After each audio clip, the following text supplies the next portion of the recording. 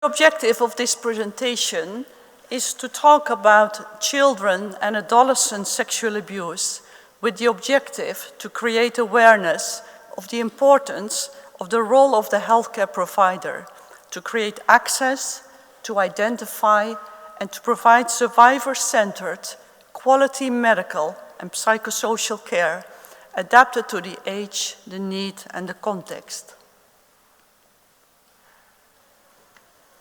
Meta-analysis of global prevalence of child sexual abuse was found to be 20% for girls and around 8% for boys. Other research from WHO have found similar findings. And when we look at adolescents, research has also shown that about 15% of adolescent girls, their first sexual contact was forced. Sexual violence has immediate physical injuries, including lacerations, fractures, genital injuries, and also young survivors are more at risk for STI and HIV. Girls may also have to deal with an unwanted pregnancy or having gone through an unsafe termination. Sexual violence can also cause chronic health problems. The effects of the trauma of the abuse, the stigma, the shame, can also cause immediate and long-lasting psychological consequences. They may experience anxiety and depression. They may feel using the alcohol or drugs to cope with the memories of the abuse or having feelings of self-hate. Adolescents may also have suicidal thoughts or attempts. We also see specific behavioral consequences, such as fear, wanting to isolate themselves, hostility, bedwetting, or having difficulties with friendships or in school. Social consequences often seen are also being abandoned by their families, or at times being forced to marry the perpetrator. Children are at risk and are vulnerable for sexual abuse. They depend on their caretakers. They trust them. They also have limited capacity to recognize the abuse or to protect themselves and are therefore very susceptible for coercion. Adolescents are also often in situations of an unequal relation, having limited decision-making power, but also are in a vulnerable period in their lives.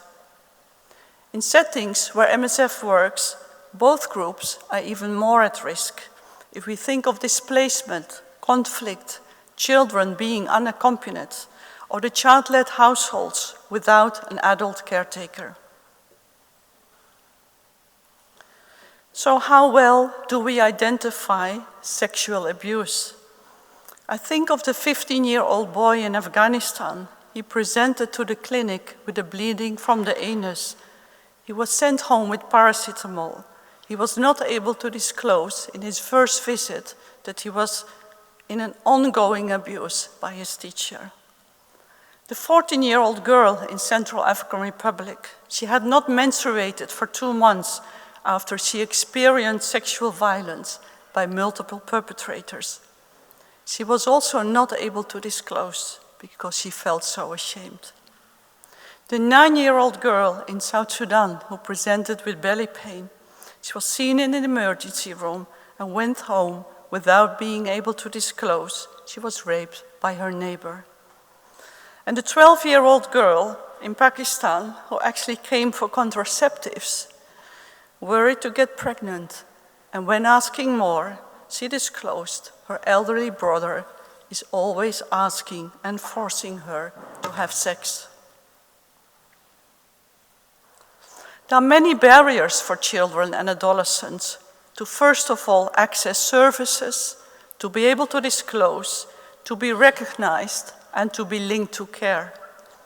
There is a lack of knowledge. Children may not have the words or not have the ability to recognize and describe the abuse. There is the self-blame, the guilt, the shame. They may believe that the abuse happening is their fault. But children are never at fault for the abuse happening to them. The relationship with the perpetrator. Research has also shown that many of the children are abused by a known perpetrator. It can be the father, the brother, but also the friend that is trusted by the family. The perpetrator may also have threatened to harm if they would tell anyone. And there is also the fear to being not believed or to be blamed for the abuse. And in case they would come forward, how do we all set up the health services? Can this child and adolescent feel comfortable and trust that they are safe within the health facility? And are these services adapted to children and adolescents? Is the staff working there? Have they been trained? Are they able to recognize and facilitate this process of safe disclosure? It's also very challenging for the healthcare workers because the research has also shown that most of these children do not have visible signs or symptoms of the abuse. So the role of the care provider is to first of all know about sexual violence, know about child sexual abuse, to be able to recognize signs and symptoms, to be able to facilitate a safe disclosure, and to know how to meet the immediate needs, to know, as was said this morning, how to do the consent and how to do the history taking, but also to be able to provide the medical and psychosocial support. And not to forget with children to support the parent, the caretaker. We also aim that our field teams do a risk assessment and safety planning, as many of these children are in an ongoing abusive situation. But also, where available, and where also something really is available with regard to a quality service, we also link with available services such as legal support or protection. So what is required, and I'll come back to some of this in the next slides, survivor-centered principles for children and adolescents, but also services to be put in place with trained staff who can also feel comfortable dealing with children sexually abused. Models adapted to the context, because every context almost adapts a context-specific model. Mapping of other support services and link where feasible and where needed. But also, very important, and I could talk the whole morning about that, to create awareness in the community. And to create that awareness also with the formal and non-formal sector. Survivor-centered principles, they apply not only for children, they apply for all survivors of sexual violence, as they should be treated with respect, with compassion, with kindness. They should be welcomed, not judged, and to be reassured that they are not at fault and not to be blamed for the abuse. Their safety and best interest should be carefully considered and protected. And pending on their age, to take informed consent or assent, which is the expressed willingness to participate in services and not to be forced for an interview or for a medical examination. Privacy and confidentiality is crucial. Healthcare workers should also try to briefly speak with a child or with the adolescent alone without their caretaker. The model of care should be adapted to the context, and it's challenging, specifically in the integrated model of care, because I guess we have all seen in the health centers, in the hospital, there is never enough capacity or enough time. And crucial is that we link services, that we make sure that all of the staff in different departments are well trained. And I'm thinking about the emergency room, the pediatric department, the nutrition care, the OPD, but also not to forget to make sure there is a safe triage for anyone coming to the health center or to the hospital to be able to safely say why one has come to the clinic. We have seen that the semi-vertical and the vertical model in MSF, as we have seen in Papua New Guinea, 56% of the survivors were less than 18 years of age. In Haiti, what Hannah will present in the next presentation, 53% of survivors are less than 18 years of age. In MSF, we have a number of different support and tools available. We have recently updated the medical protocol according to the latest medical evidence, but also a handbook, how to create access to care.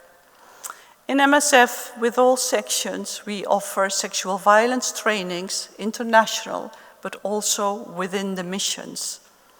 But we also have a very extensive sexual violence toolkit. And I've just listed a couple of important things, because our field teams, they do need the tools, and they do need to be supported with training. So how to interview a child or an adolescent, how best to identify, how to support the caregivers. We have different fact sheets. It also includes intimate partner violence, because at times we see this also happening at very young age, specifically in countries like India, Afghanistan, Pakistan.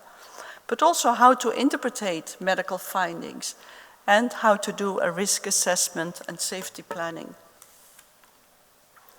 So I end with my conclusion that still globally, children and adolescents who are sexually abused, still only a tiny minority is presenting.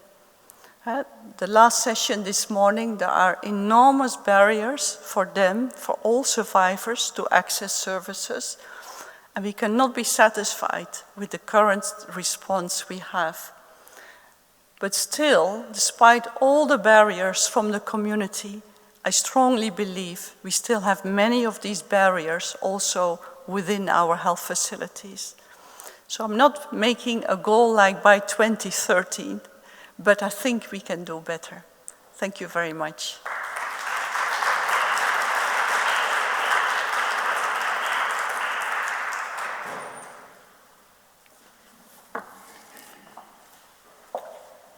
Merci beaucoup.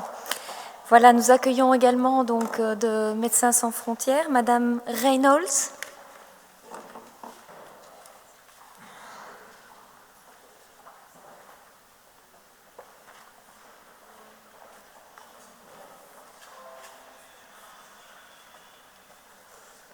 Good morning. I'm Hannah Reynolds, and I also work with MSF together with Maggie. I work as a sexual violence program implementer, and I will present something from our project in Port-au-Prince in Haiti. Haiti, as you probably know, is a country in the Caribbean with around 11 million inhabitants. In the capital of Port-au-Prince, it lives around 1 million people in the city center, and if we count the whole metropolitan Port-au-Prince, there's about 2.6 million people. In Haiti, there have been political instability for the last 30 years, and there's been a lot of strains to the health system, with a massive earthquake in 2010, followed by a cholera outbreak and lots of different hurricanes. And this, together with the poverty and the political instability, has led to a very weakened health system in general, and also to increased violence. So now we both see increased violence and a weak health system.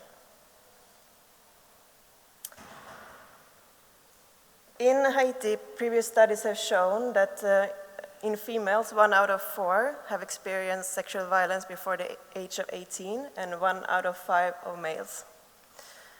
And sexual violence is a huge problem in Haiti, and MSF had different projects in Haiti and in Port-au-Prince, and we saw that there was a lack of services for survivors of sexual violence. And as a response to this, we started a vertical clinic working for sexual violence survivors in 2015. This clinic is still running, and the data I will show is for the 4 first years, so from May 2015 until May 2019. The clinic is called Prends-Même, which means take my hand in Creole. And so far we've seen more than 3,500 survivors. The project is built up on 3 pillars, providing quality medical and psychosocial care, working with the community and community awareness, and acting as a catalyst for change. The first pillar, working with comprehensive medical and psychosocial care based on the survivor-centered principles, is what we do in the clinic in Port-au-Prince, which is located in a part of Port-au-Prince called Delmas. In the clinic, we have national staff doctors, nurses, psychologists, and social workers. We offer the full package of medical and psychological care with the counseling offered to everyone. And for minor survivors coming in, we try to offer the psychological counseling first, if there's not a medical emergency. We offer prophylaxis for STIs and HIV, emergency contraception, and also termination of pregnancy upon request. We also offer hepatitis B and tetanus vaccinations. And as was mentioned earlier today as well, we fill in and offer medical certificates for all survivors. In the clinic, we always have social workers with the objective to link between the survivors, the clinic, and other support services. They are talking to all the survivors and trying to find out what the issue is, what the lack is in terms of social support, and try to link with legal services, socioeconomic services, protection, and shelter. Within the clinic, we also have a safe house where survivors can stay for a couple of days if we cannot find another solution for protection. The second pillar, the community engagement and awareness raising, is we have a proper team working only with this within the clinic. For the community engagement, they work by mapping the communities and see who is active, who is doing what, and how can we collaborate with them, both in terms of sensitization of the communities and in support services. So they're trying to find out who is doing what and reach out to them and see how we can collaborate. They offer training and sensitization to these organizations, which is usually local community-based organizations. And together with them try to do joint activities to raise awareness in the communities, which can be mass sensitization activities or special events such as football tournaments or whatever is well perceived in the communities. For the awareness raising, we also use different visual aids such as posters, business cards, flyers, which are distributed in hospital waiting rooms, in bars, at hairdressers. We're trying to be creative where people gather and talk about these issues and where it can be important to spread the information. That's information both about what is sexual violence, why is it important to seek care, and where is the care available. In the Pranmem clinic, we see that a lot of patients or survivors come through the police, and the police has since the start of the clinic been one of the key collaborators. Since we know that in this context, the first reflex of many people is to go first to the police after a sexual violence incident. So we have done a lot of sensitization to the police to inform them about the importance of seeking care and the importance of seeking timely care, so to arrive as soon as possible. To give you a short overview of the data, the first 4 years of the clinic. In total, we've seen and provided care to 3,537 survivors, 98% of them being female, and around 50% being minor. 78% are survivors of rape, and 22% survivors of other types of sexual violence. 68% of the survivors arrive within the 72 hours, which means that they can receive the full package of care, including the post-exposure prophylaxis for HIV. And 63% of all the survivors knew their perpetrator. If we look a bit more closely to the data from the minors, as we said, around 50% are under the age of 18. 97% of them are female. and 23% are as young as under 10 years old.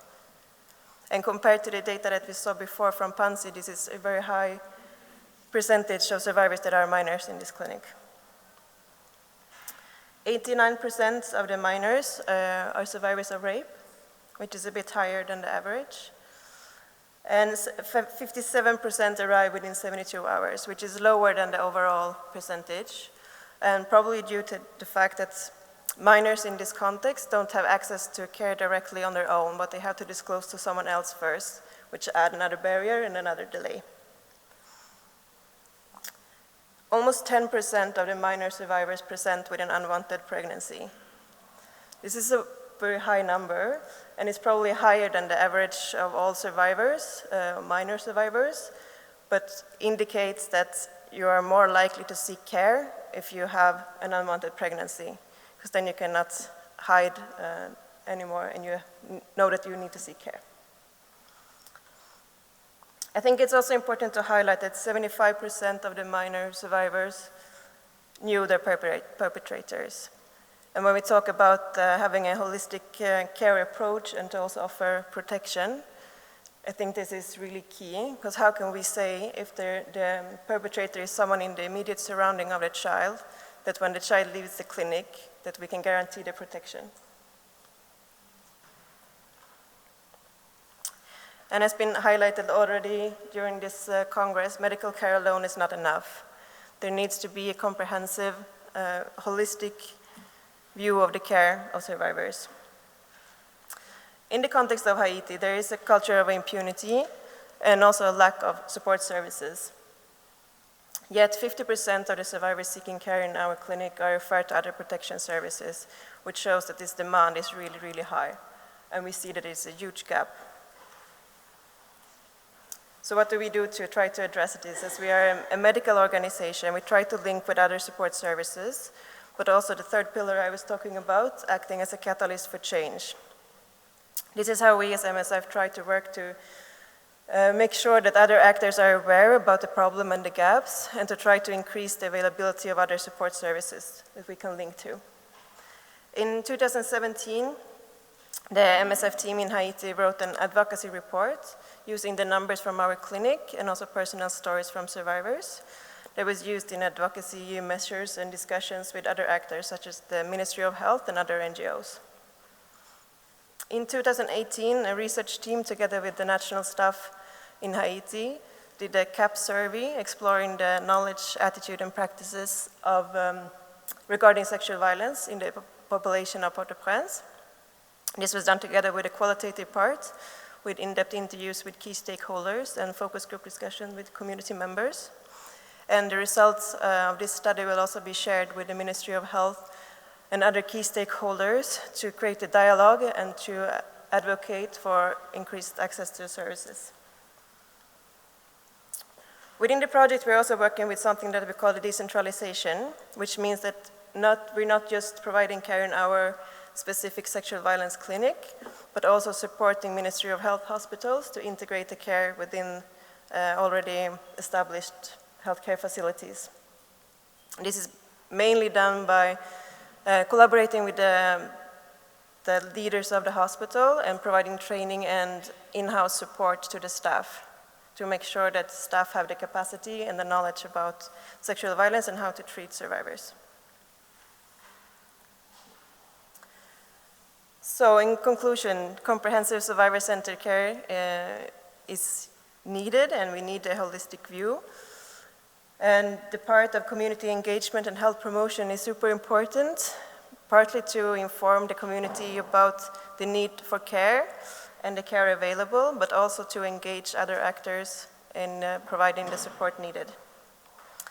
And I think Maggie already highlighted the key role that health practitioners have when it comes to also identify and link to care for survivors of sexual abuse. Last of all, just a big thank you to the team in PRAMEM who is doing all this work, and thanks for listening.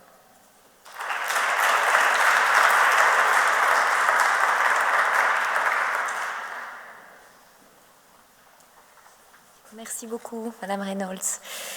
Voilà, donc dans la continuité avec le travail de Médecins sans frontières, on accueille Madame Broban, qui est épidémiologiste chez Médecins sans frontières.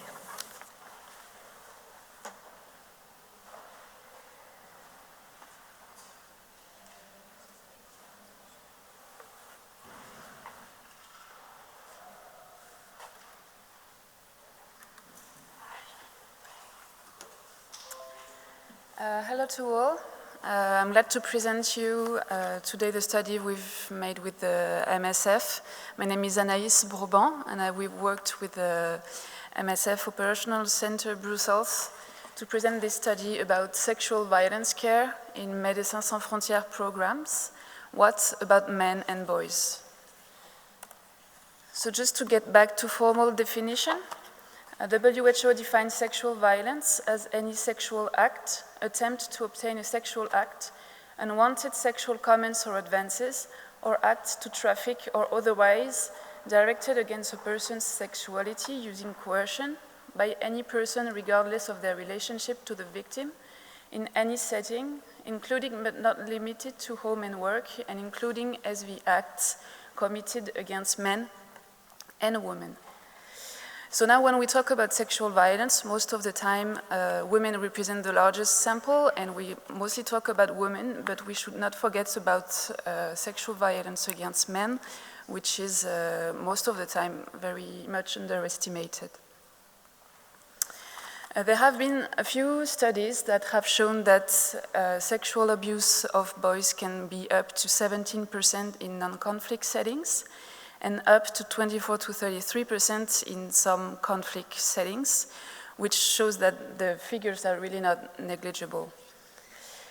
Now we all know that for all sexual violence patients, the stigma and the shame are something that prevents people to come forward and to disclose.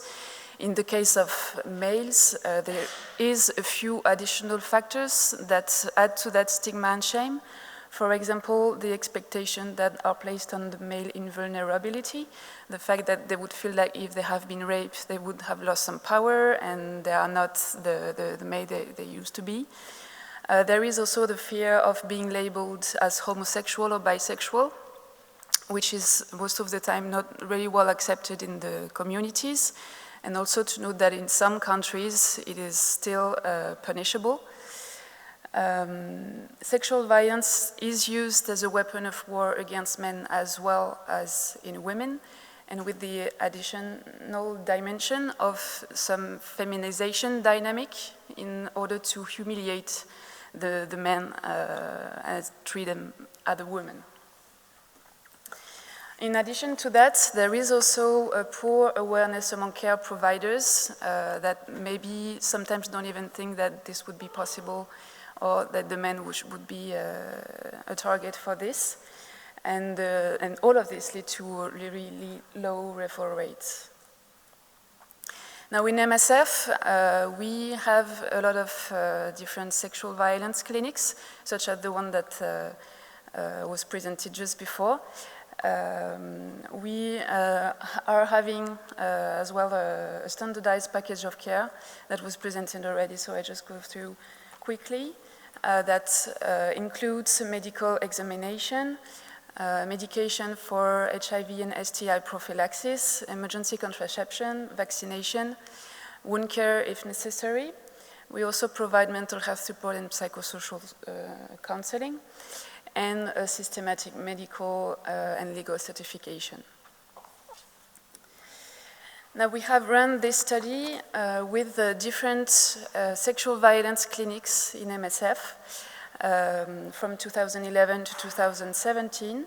The objectives of this study was to describe the male sexual violence victims and the assaults that have been undergone as compared to females, and also to investigate factors that could improve male victims' access to care. This study gathered data from 11 MSF sexual violence clinics that represented 7 African countries, and we gathered information on 13,550 cases of sexual violence. So out of these 13,000 sexual violence cases, we had 1,009 cases that were related to male patients, which represented 7.5% of all presentations. In terms of age, we have a slightly different pattern between male and females. We can see that among the male patients that presented, that you can see in red, children and young adults are overrepresented as compared to female patients. And on the contrary, we can see that there is a lower proportion of adolescents among the male patients. The age profiles that we can see, that we just saw, are also dependent on the context. So the clinics were situated in different kind of context. For example, in stable, urban, or post-conflict contexts, the very high majority of the cases we have seen for male sexual violence were children or adolescents. In the case of conflict or migration settings, this proportion of children and adolescents went down to 20%, with the majority of adult cases presenting. Now, when it comes to the assault itself, you can see here on the graph the profile of the perpetrator for male sexual violence cases. So you can see here as well that it is very dependent on the age of the victim. When you look at children, we are over 80% that were assaulted by known civilian or family member, so people very close to the child. And when you go out in age, you can see this proportion is diminishing, and in the adults, the great majority of them have been assaulted with either military or police and institutional agents, or even unknown civilians. So there is really big representation of authority figures in this kind of assaults. Also for male adults, we have seen that they more often endure violent assaults as compared to children, and also as compared to adult females. And they were also more prone to genital torture as part of the dynamic of humiliation and feminization. So we have seen in some of the projects high figures related to that. Another interesting point is that males were much more likely than women to be forced to rape another person, which is something really not really talked about, but that do exist. And males were 12.9 times more likely to be undergone this kind of assaults. Just a quick focus on assaults on boys and adolescents. To define it further, so boys and adolescents, on the contrary to adults, they are more often assaulted by single and unarmed assaulters who are known to the child and involve less associated violence. However, compared to female children, they were less likely to be assaulted by a family member and at home. That means they are more likely to be assaulted outside the home, and maybe with someone having authority on the child, or sometimes older children or teenagers.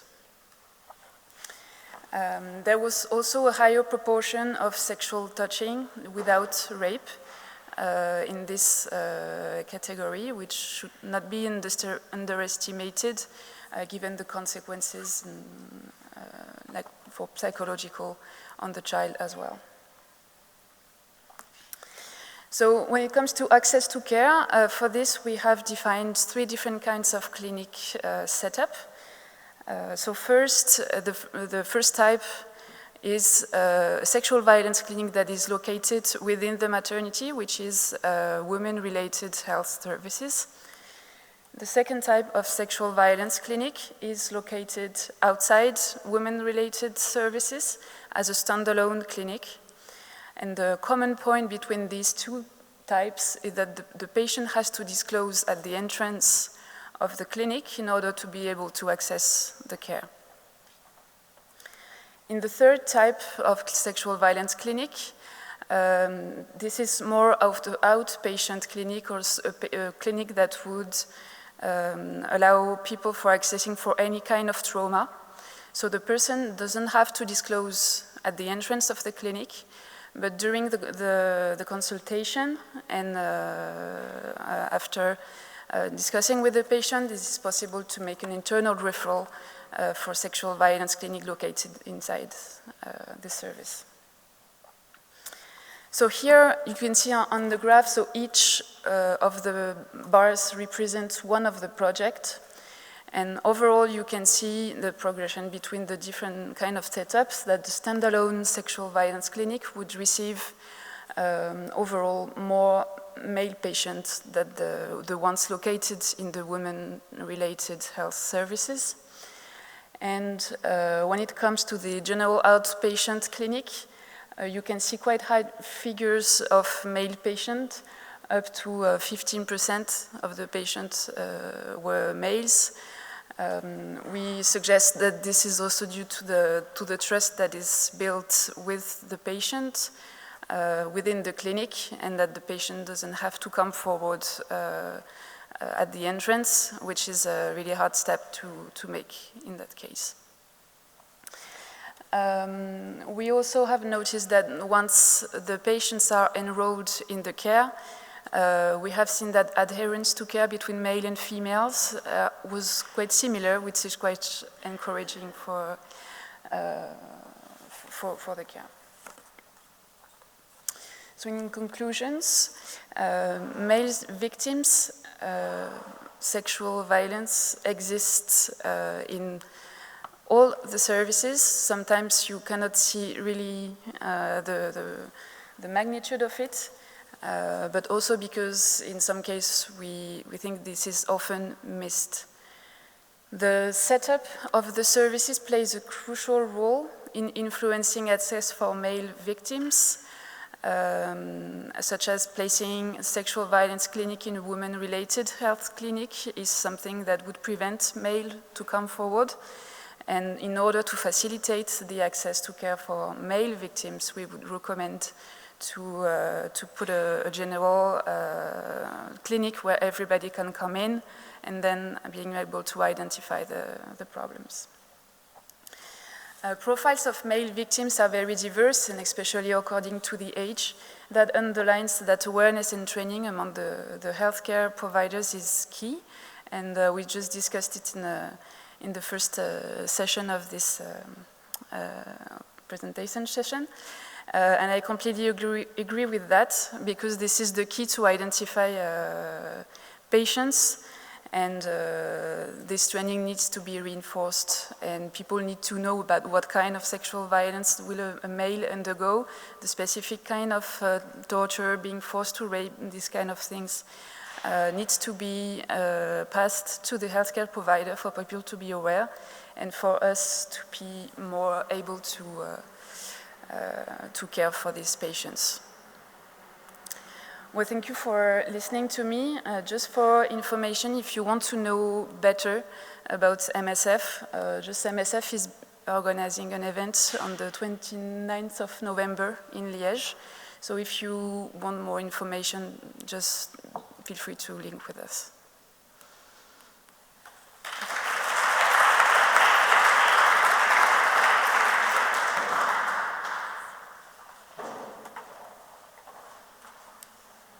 Merci Madame Broban. Voilà, je vois déjà donc le docteur Partoun qui s'avance. Docteur Partoun qui est assistant au service médico-légal de l'ULiège.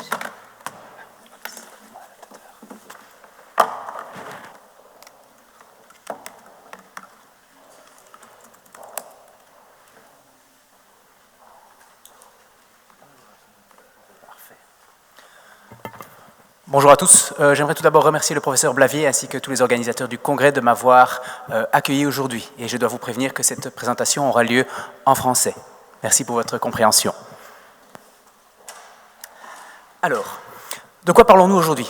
Nous allons parler de la virginité et des tests qui sont malheureusement encore pratiqués aujourd'hui pour la vérifier.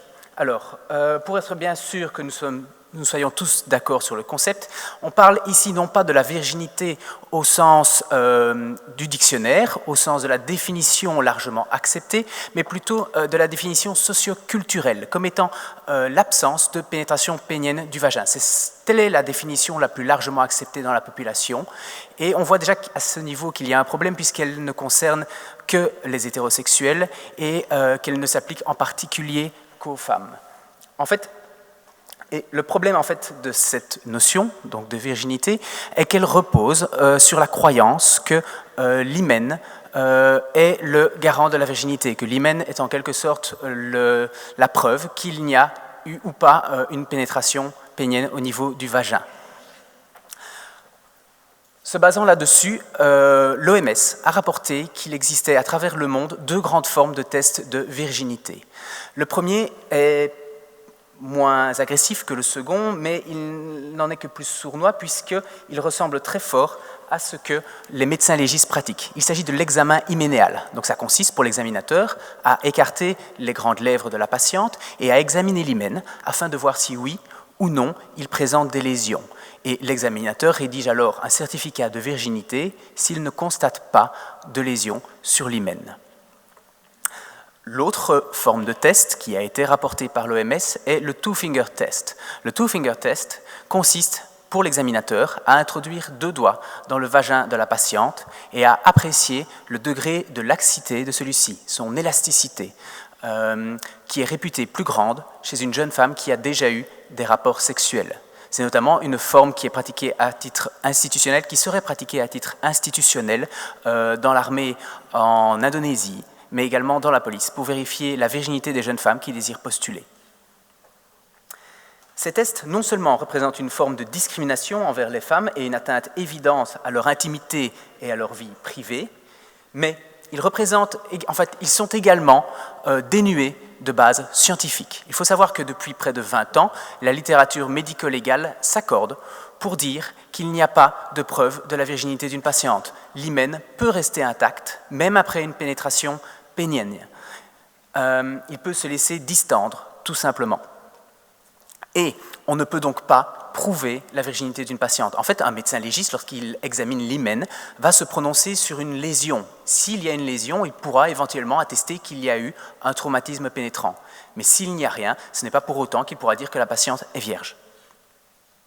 Donc non seulement ces tests sont dénués de fondements scientifiques et sont discriminants, mais ils sont également néfastes pour les patientes. Il y a évidemment une souffrance psychologique qu'on comprend très facilement, une souffrance physique lors de la réalisation du test, mais cela peut aller plus loin et être plus grave.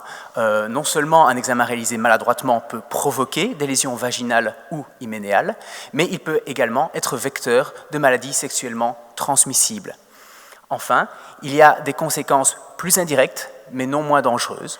On a par exemple rapporté qu'il y avait des pratiques superstitieuses risquées, pratiquées par les jeunes femmes qui craignent un test de virginité et qui sont supposées leur garantir un bon résultat. On a par exemple rapporté que certaines jeunes femmes s'introduisaient des morceaux de viande fraîche dans le vagin pour simuler un hymen intact. Ce genre de pratique est évidemment dangereux pour leur santé. Enfin, il y a toutes les conséquences d'un soi-disant échec au test de virginité. Il faut savoir que dans les pays, dans les milieux où ces tests sont pratiqués, un échec au test a des conséquences sociales très graves pour la victime, qui perd véritablement tout statut, au point de parfois perdre tout respect de sa communauté et être la victime des pires sévices. C'est donc dans ce contexte que nous avons décidé de travailler. Nous avons été alertés par le rapport de l'OMS d'octobre 2018, expliquant que ces tests de virginité non seulement étaient encore pratiqués largement à travers le monde, mais aussi qu'ils étaient pratiqués encore aujourd'hui en Belgique. Et nous avons voulu vérifier cette affirmation. En effet, quand on regarde la source de l'OMS qui dit que les tests sont encore pratiqués en Belgique, il s'agit d'une source qui est assez faible. En fait, il s'agit d'un éditorial d'un professeur de gynécologie de Bruxelles qui explique que d'après une enquête informelle réalisée par ses soins, sans aucune donnée publiée, oui, il y aurait encore des tests de virginité pratiqués en Belgique. Cela nous a interpellés. Il faut en effet d'abord s'assurer que ces tests sont bien pratiqués en Belgique si on veut combattre cette problématique. À notre humble échelle, nous avons donc décidé de réaliser une première étude préliminaire auprès des médecins généralistes et des gynécologues obstétriciens francophones de la région liégeoise, ainsi que leurs assistants. Cette étude est un début, elle est encore humble et il y avait malheureusement peu de répondants. Vous voyez que seuls 55 médecins ont accepté de répondre à nos questions. Ce n'est pas pour autant que nous n'avons pas de résultats intéressants. Le premier résultat est le suivant. Il faut savoir que les médecins, même ici en Belgique, sont mal informés à propos des tests de virginité. On voit qu'ici que plus de 10% ignorent tout simplement ou se trompent à propos de la valeur scientifique des tests de virginité. On constate également que oui, les tests de virginité sont encore pratiqués en Belgique aujourd'hui. On voit ici que plus de 10%, encore une fois, des médecins ont au moins réalisé une fois un test de virginité sous la forme d'un examen de l'hymen, le premier des deux tests que je vous ai présenté plus tôt.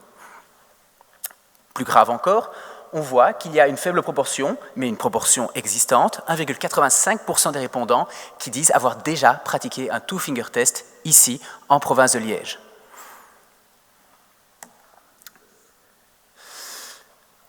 Maintenant, on voit que nous avons eu, grâce à cette étude que nous allons publier, nous avons donc de premiers résultats montrant que les tests de virginité sont pratiqués, mais nous avons décidé d'aller plus loin. Il ne suffit en effet pas de condamner les tests de virginité pour mettre fin à leur pratique. Il faut essayer de comprendre.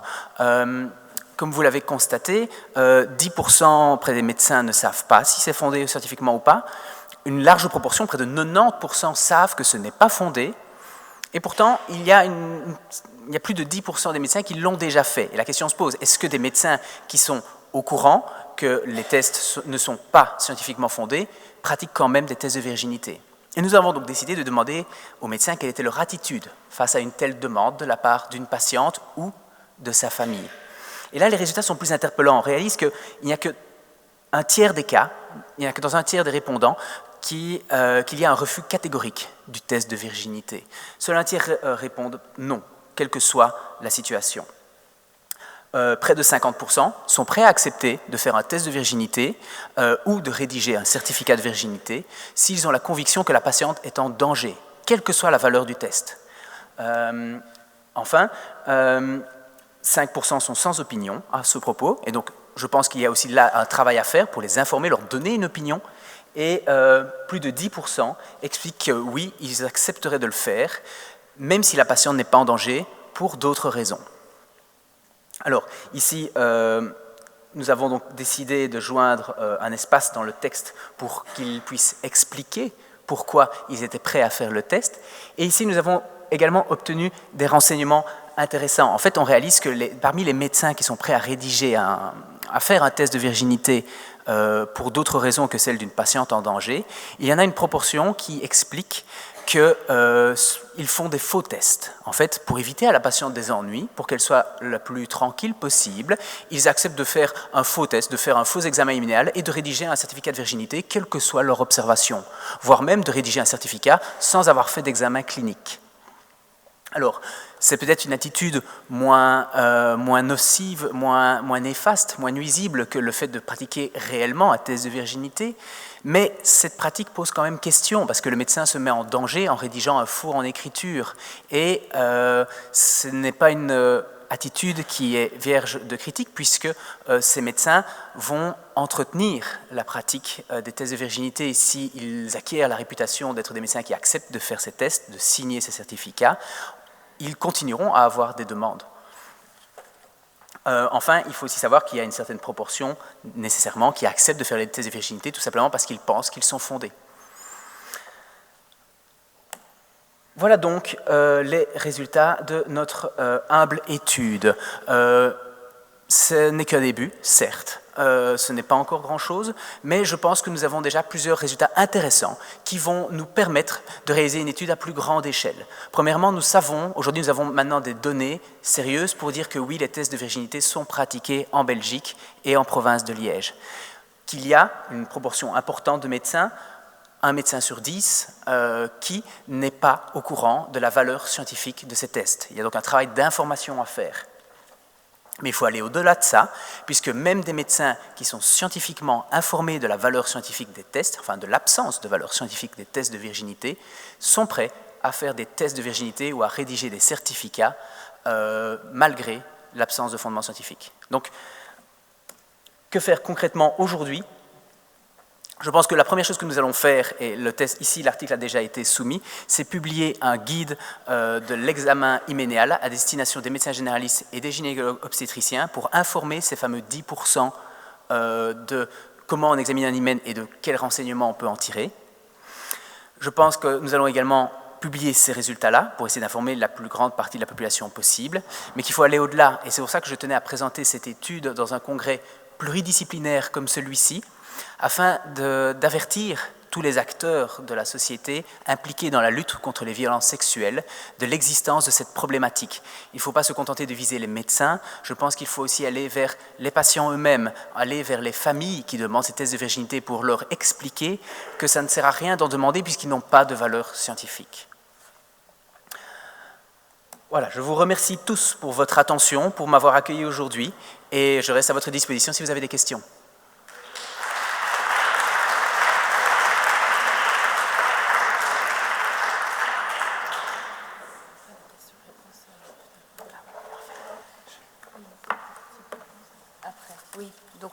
On fera les questions-réponses à la fin. Donc on a déjà notre 5e intervenante, Madame Atem Marie, qui est professeure au département de médecine sociale et préventive de l'École de santé publique à Montréal.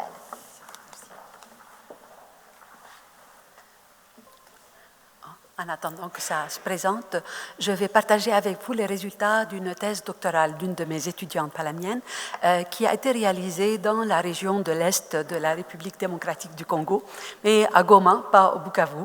Et on a fait l'étude sur la santé physique, mentale et sociale des femmes qui ont été victimes de violences sexuelles en temps de conflit armé.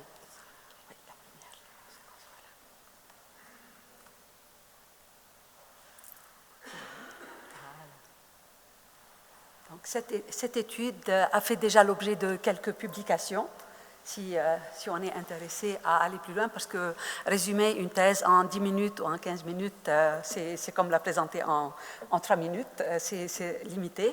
Donc je vais partager avec vous le contexte, le background qui nous a amené à réaliser le projet, comment on l'a construit, les objectifs qui nous ont guidés, les méthodes, les résultats, conclusions et quelques recommandations qui pourraient être d'actualité, qui peuvent guider certaines réflexions pour le développement de projets de recherche à l'avenir.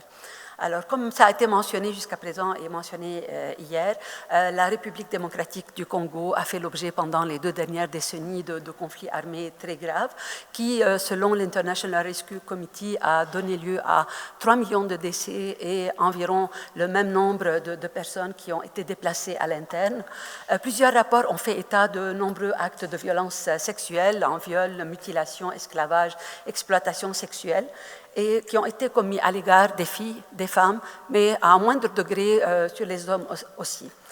S'il y a un consensus sur le côté barbare des actes de violence sexuelle liés au conflit armé, à l'époque, il n'y avait que très peu d'études qui avaient porté un regard sur l'impact de ces violences sexuelles en conflit armé sur la santé reproductive des femmes, donc en chiffres, quels sont en termes de fistules, de douleurs pelviennes et en termes de désir de rapports sexuels, de désir d'enfants et de désir d'IVG pour les grossesses qui découlaient de ces actes d'agressivité. L'impact sur la santé mentale également n'était pas très regardé, même si on reconnaissait que dans les zones de conflit, les personnes peuvent vivre une détresse et avoir des problèmes de santé mentale. Donc il y avait très peu d'études qui avaient regardé l'impact de la violence sexuelle en conflit armé sur la santé mentale des personnes victimes. Et ce qui était aussi négligé, c'était de voir la relation entre la santé physique et la santé mentale, alors qu'il y a un lien entre les deux. Souvent, souvent, les études faisaient séparément l'étude de ces situations-là. On a aussi peu d'études qui ont parlé de l'impact social et des normes socioculturelles qui influençaient la santé mentale des femmes, des victimes de violences sexuelles, même si on reconnaissait que les normes socioculturelles sont importantes dans ce domaine-là. Et enfin, il y avait très peu d'études qui avaient fait la comparaison entre les femmes victimes de violences sexuelles en conflit armé par rapport aux violences sexuelles non liées à un conflit armé, tout en sachant que les premières sont plus prédisposées à des dommages parce que c'était perpétré dans l'intention de créer le plus de dommages possible chez les personnes. Les objectifs de l'étude étaient multiples. Pour commencer, on voulait évaluer l'effet de cette violence sexuelle en conflit armé sur la santé reproductive, la santé mentale, mais voir également la contribution de ces troubles physiques sur la santé mentale quand il y avait une violence sexuelle.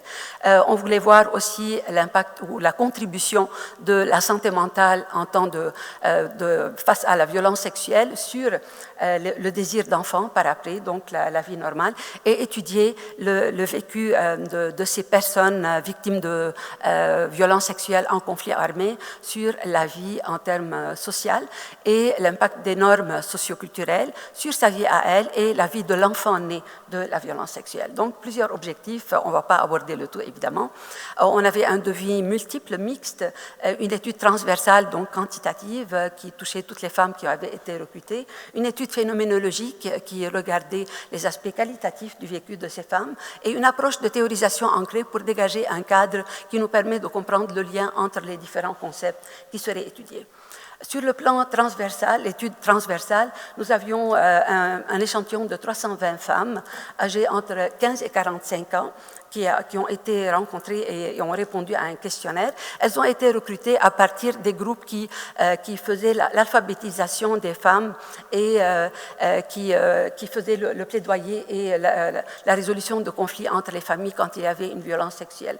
Les variables regardées, évidemment, on avait les trois types de variables. Les variables dépendantes étant la santé reproductive, l'impact sur la santé reproductive et la santé mentale. L'exposition, ou la variable indépendante, était répartie en 3 groupes. Les personnes qui n'avaient pas vécu de violence sexuelle, celles qui ont vécu violences sexuelles non liées au conflit et évidemment le groupe qui ont vécu une violence sexuelle liée au conflit. Nous avions aussi pris en considération les variables confondantes que je vais vous présenter. Il y a eu des mesures d'association pour voir plusieurs modèles, voir la relation entre les différents facteurs qui ont été produits après, donc en modèle de régression logistique linéaire. L'étude phénoménologique, on a pris un petit échantillon d'une douzaine de femmes issues de la première cohorte de l'étude transversale qui avaient vécu une violence sexuelle liée au conflit et qui avaient eu un enfant suite à cette violence-là. Les sujets, les personnes qui ont participé ont été questionnées sur leur perception par rapport au vécu suite à ce conflit-là, la perception qu'elles ont de ce que la société peut avoir comme impact sur leur vécu et la relation de ces éléments-là par rapport à l'enfant issu de cette violence. Les premiers résultats ont porté sur les caractéristiques de l'échantillon pour voir est-ce qu'ils sont similaires ou est-ce qu'ils sont différenciés. Donc, on a remarqué qu'il y avait une différence entre les différents groupes, surtout entre les victimes de violences sexuelles liées au conflit par rapport aux deux autres, en termes d'âge, en termes de statut marital et d'occupation. Les victimes de violences liées au conflit armé étaient âgées de 25 ans et plus. Elles étaient veuves, divorcées ou séparées plus fréquemment. Et elles avaient signalé qu'elles étaient infirmières ou commerçantes. Elles avaient été agressées par plusieurs hommes et pas à une seule personne. Et évidemment, elles se distinguaient des autres, surtout celles qui n'ont pas eu une violence sexuelle liée au conflit armé, qui étaient plus jeunes, qui étaient moins éduquées et qui avaient moins d'enfants. Donc, les femmes victimes de violences sexuelles avaient plus d'enfants que les autres catégories. C'est lié à d'autres facteurs qu'on pourrait voir. Donc, en termes de résultats par rapport à la santé physique, on a dégagé que les femmes victimes de violences sexuelles liées au conflit étaient plus prédisposées à avoir des fistules et à avoir une absence de désir de rapport sexuel comparé aux deux autres catégories. Donc, c'est la première CELI et la troisième. Alors que pour les douleurs pelviennes chroniques comme issues de ces violences-là, ou l'absence de désir d'avoir des enfants, elles avaient évidemment aussi la plus haute cote, malheureusement, sur le podium. Et les deux autres avaient aussi des taux élevés, mais moins élevés, graduellement, des violences sexuelles liées au conflit, aux violences sexuelles non liées au conflit, à celles qui n'ont pas eu de violences sexuelles dans leur vécu. Par rapport au ratio de cote, pour voir quelle est la place ou la prévalence des issues liées à la santé reproductive par rapport aux différentes catégories, c'est évidemment les victimes de violences sexuelles liées au conflit qui avaient le plus grand risque de se présenter avec les 4 types d'issues, qui sont les fistules, les douleurs pelviennes, l'absence de désir d'avoir de rapports sexuels et l'absence de désir pour les enfants, alors que les femmes victimes de violences sexuelles non liées au conflit armé, elles se distinguaient pour les douleurs pelviennes chroniques également et pour l'absence de désir pour l'enfant, mais à un moindre degré que les femmes de la première catégorie.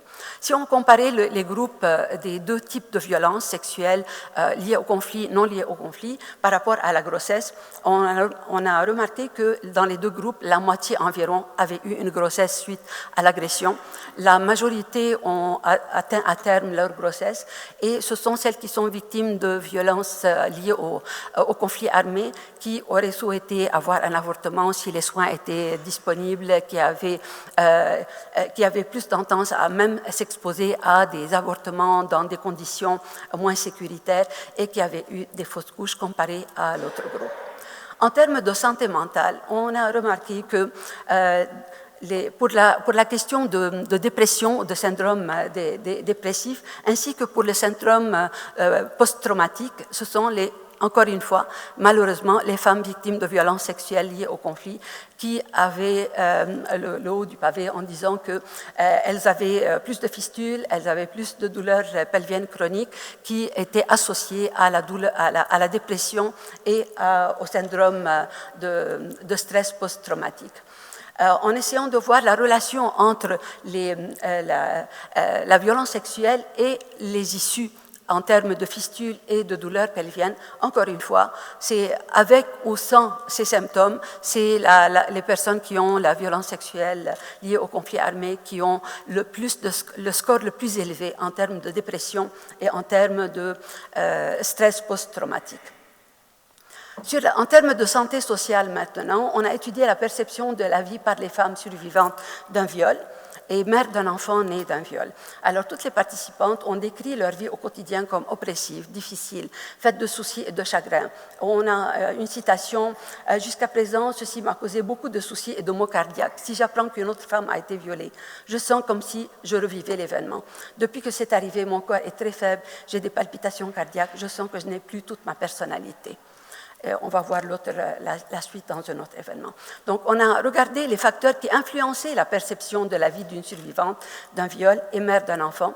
On a dégagé 6 facteurs qui influencent la vie de ces survivantes-là. Le premier étant la perception de l'acte de violence sexuelle par la famille et la communauté. Et là, on avait une femme qui disait « Quand mon frère aîné a appris l'événement, il m'a renvoyé de la maison en me disant « La famille s'est beaucoup investie pour vous donner un statut propre et vous les remboursez en leur créant cette famille. » OK, on va aller plus vite.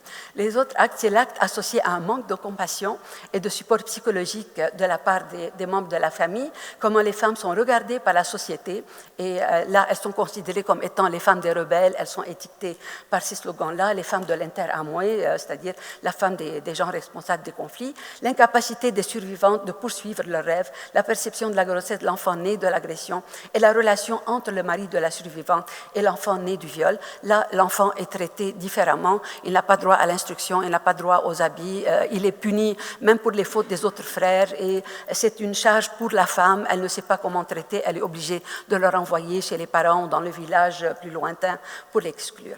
Alors, en termes de conséquences sur la qualité de vie, l'auto-isolement, revivre l'agression et la violence sexuelle chaque fois qu'elles sont humiliées, le désir de contre-attaquer, donc quand elles sont attaquées, les gens les critiquent, elles veulent contre-attaquer, mais elles ne sont pas capables de le faire. Donc, même si leur instinct leur dit d'agir, elles ne sont pas capables de le faire. Elles pensent qu'elles ne méritent pas de vivre, donc il y a la tendance et les idées suicidaires aussi qui les accompagnent. Ce qu'elles aimeraient avoir, c'est surmonter l'impact de mauvais traitements par un support social, un support psychologique, par les organismes. Ces organismes leur donnent un peu de support, mais ce n'est pas suffisant. Alors, sans l'assistance que j'ai reçue, je ne pouvais pas surmonter facilement le problème que j'ai expérimenté, et ainsi de suite. Donc, quelles sont les interventions qui favorisent leur réhabilitation? Ce sont elles qui nous disaient qu'est-ce qu'elles voulaient. Une assistance financière pour lancer ou démarrer des activités génératrices de financement. Une assistance psychologique pour accepter et surmonter leur vécu. Une assistance médicale pour surmonter les conséquences. Une assistance pour avoir un logement décent. Et une campagne de plaidoyer pour faire accepter les enfants nés du viol. Le modèle analytique, je n'irai pas dans les détails, mais je vous décris voilà, tous les concepts qui ont été étudiés, qui se dégageaient des dires des femmes et de ce qu'on a observé dans les données. Et on voit la place de l'impact social, des normes socioculturelles sur les perceptions des femmes, sur les souffrances qu'elles ont et sur leur attitude dans la survie et dans la prise en charge de leur vie et de la vie de l'enfant. Donc, des sphères externes jusqu'aux sphères internes, on a l'attitude et le vécu final des survivantes de ces actes-là. Donc, en termes de recommandations de recherche, on a dégagé quelques thèmes qui disaient qu'il fallait distinguer les violences sexuelles comme armes de guerre et les violences sexuelles dans le contexte de la guerre. Ce n'est pas toujours la même chose, et ça, on l'avait remarqué dans les discussions, puisqu'on avait les victimes de violences non liées aux actes de guerre aussi. Adopter une perspective de parcours de vie, de voir s'il y a un cumul de violences non liées au conflit, ainsi de suite, et prendre en compte le problème de santé physique lorsqu'on évalue la santé mentale, ne pas faire les deux séparément. La santé mentale lorsqu'on étudie la santé reproductive des populations en zone de conflit, les normes socioculturelles quand il s'agit d'étudier des problématiques sociales comme la violence sexuelle et en plus large la violence, le pouvoir des femmes sur leur corps et leur choix de reproduction. Ne pas oublier de vérifier évidemment en milieu de conflit la santé physique, mentale et le vécu social des hommes qui peuvent suivre aussi ces situations-là. En conclusion, la violence sexuelle est liée au conflit à des effets adverses sur la santé reproductive, la santé mentale, la santé sociale. 3 dimensions sont loin d'être isolées, mais elles s'influencent mutuellement. La prise en charge des victimes de ces violences-là doit prendre en considération l'ensemble des dimensions de la femme, donc offrir une aide holistique. On revient au modèle de Pandy, plus adapté, efficace à long terme, faire le plaidoyer pour un meilleur soutien social aux survivantes ainsi qu'à leurs enfants issus du viol. Je vous remercie.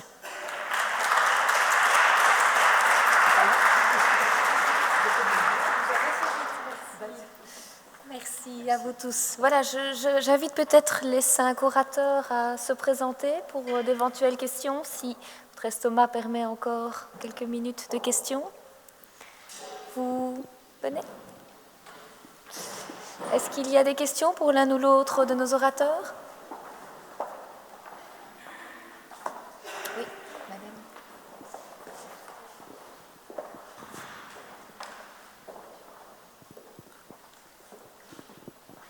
Bonjour. Je suis Adiz, je viens du Niger. Ma question, c'est par rapport au 3e exposé sur le test de virginité. J'aimerais bien que le docteur m'explique. Alors là, je veux plutôt une explication scientifique par rapport à la distension de l'hymen. Je ne comprends pas bien comment, après une pénétration pénienne, voilà, c'est une pénétration pénienne, l'hymen peut encore rester intact. Alors, quel genre de pénétration c'était? Est-ce que c'est une pénétration totale ou est-ce que c'est une pénétration partielle? Je veux dire peut-être juste un engagement du gland et après plus rien. J'aimerais bien comprendre comment, après une pénétration pénienne, l'hymen peut rester intact. Merci. D'accord, je comprends très bien votre question. Alors, effectivement, j'aurais pu l'expliquer, c'est par manque de temps que je ne l'ai pas expliqué. En fait, l'hymen peut déjà prendre plusieurs formes. Un hymen peut être un anneau, ça peut être une demi-lune, il peut y avoir différentes formes d'hymen. Ensuite, il faut savoir que l'hymen a une élasticité qui lui est propre et qui varie sous l'influence de plusieurs facteurs. Déjà, entre individus, certaines femmes ont des hymens plus élastiques que d'autres. Ensuite, il faut savoir que les œstrogènes, l'excitation sexuelle, augmentent aussi l'élasticité de l'hymen. Il faut également savoir que la proportion, en fait, la relation entre l'agent qui pénètre le vagin et l'hymen a évidemment une influence sur la survenue de la lésion. Plus l'objet pénétrant est gros, plus le vagin est petit, plus il y a des risques d'avoir de lésions. Donc voilà déjà une bonne partie des causes qui expliquent que certains hymens ont suffisamment d'élasticité pour se laisser distendre et, entre guillemets, laisser passer un pénis sans qu'il y ait de lésion. Et il faut aussi mentionner évidemment l'utilisation d'un lubrifiant qui peut aussi diminuer le risque de lésion. Voilà, on parlait jadis, c'est un terme qui est aujourd'hui peut-être un peu désuet, d'hymen compliant. Aujourd'hui, le terme est un peu connoté, donc on ne l'utilise plus tellement, mais c'est encore des choses qu'on entend. Donc un hymen qui a tendance à accepter un passage sans se laisser blesser, ça existe. Voilà, j'espère que j'ai pu répondre à votre question. Une autre question? Voilà, j'ai une question pour les collègues des MSF. Je ne sais pas si je la pose en français, c'est mieux pour moi ou je peux dire en anglais. Pour qui? Pardon? C'est une question pour qui? Pour, enfin, l'une d'entre elles, c'est pour... oui. Je peux essayer de répondre en français. D'accord. En fait, ma question concerne les organisations internationales non gouvernementales, notamment MSF. Nous avons participé à un constat, moi je viens de la République démocratique du Congo, où vous êtes peut-être au courant avec la réponse Ebola. Il y a eu beaucoup de résistance par rapport aux organismes internationaux pour plusieurs raisons. Et je me dis que pour des questions encore plus sensibles, et les violences sexuelles en font partie, il peut y avoir quand même des attitudes qui vont augmenter les barrières aux soins, l'acceptabilité des soins. Alors j'allais savoir, par rapport à vos expériences dans différents pays, si vous avez fait face à ce genre de problèmes. Et ma sous-question par rapport à ça, c'est que moi je constate qu'en République démocratique du Congo, on travaille, en tout cas pour ce qui concerne ma petite expérience, de façon compartimentée. Il y a plusieurs ONG qui travaillent de façon assez isolée, malheureusement. Quelle est votre collaboration avec les institutions sur place qui pourraient assurer un soin beaucoup plus continu et beaucoup plus peut-être culturellement adapté? Merci. Donc, j'ai travaillé beaucoup aussi en RDC et je viens juste de faire une visite là. Et dans les projets que j'ai visités, les projets qui travaillent sur les violences sexuelles, jusqu'à maintenant, je n'ai pas vu une résistance augmenter à cause de Ebola. Mais c'est aussi, c'est vraiment possible et c'est quelque chose qu'on est bien conscient d'eux et on essaie vraiment de travailler avec les sensibilisations, l'information au public pour montrer qu'on travaille toujours pour offrir les soins pour les survivants de violences sexuelles et que ce n'est pas la même chose que l'Ebola. C'est ce qu'on essaie de faire. Deuxième question à propos de collaboration. Oui, c'est quelque chose qu'il faut améliorer. Bien sûr, c'est quelque chose qu'on travaille beaucoup sur. Et on travaille toujours en collaboration avec le ministère de la Santé. Mais on essaie aussi de travailler beaucoup plus en collaboration avec des autres acteurs, d'être présent dans le subcluster GBV et essayer de trouver des autres acteurs et comment on peut collaborer. Mais c'est quelque chose qu'on peut vraiment améliorer. Oui. Merci. Oui. Thank you. I have a question for Mary, actually. You were mentioning specific care that would be needed for persons, men or boys, that have been forced to rape others. What would that be? Oh, it was you. Okay, I'm sorry. So the question is to clarify what kind of assault it will be? You mentioned there would be specific care needed for boys that have been forced to rape others. Yeah, I think that would mainly be some psychological and mental health support about it, and that would also be maybe sensitization. in the community, in the family, maybe to explain that he was not completely responsible for this because he had no choice. I mean, the guilt that can come from this kind of assault is probably much, people that have been in this situation are more prone to have long-lasting trauma about this, and the guilt needs to be followed maybe for with specific programs for psychological and maybe longer term, and to ensure that the patient would live with this. I'm not saying recover because it's probably difficult, we hope, but cope with this. Une dernière question peut-être? Hi, I also have a question for you.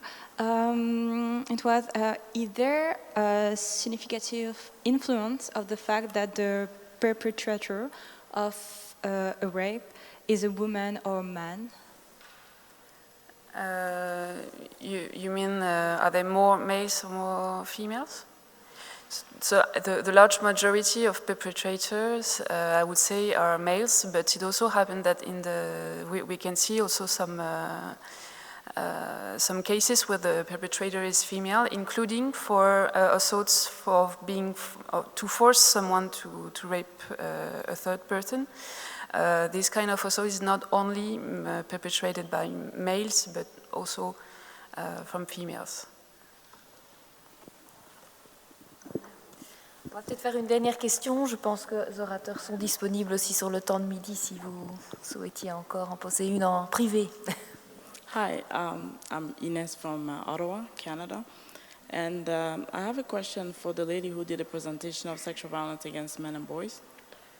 For me, I'm interested as to whether you integrate the psychology of men in your conceptualization and your understanding of male sexual violence. Because my understanding, it is my area of research. My understanding is when we talk about male sexual violence, especially as we talk about healing and recovery, the importance of exploring the intersection between male sexual violence and the masculinity code or male socialization, especially when you're dealing with mental health and the consequences of it. So I'm just curious as to how you integrate the psychology of men in the research that you presented today. At the beginning of these projects, this was not something that we integrated, the training of the healthcare providers, because we didn't really think about it at the beginning.